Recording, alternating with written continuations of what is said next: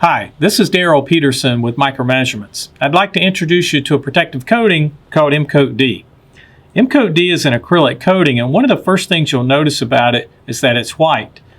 One of the engineers that used to work here liked to use it quite often because it being white and opaque, you can't see through it, so he could hide his solder connections. Oftentimes, M-Coat D is used as an initial coating, and then something else will follow over the top. If you're looking for something that's easy to apply, this is a brush cap application. Very simple, about like painting your fingernails at night. You brush it on, and when it cures into a thin, hard layer. And then oftentimes we'll put other coating systems over the top of this one.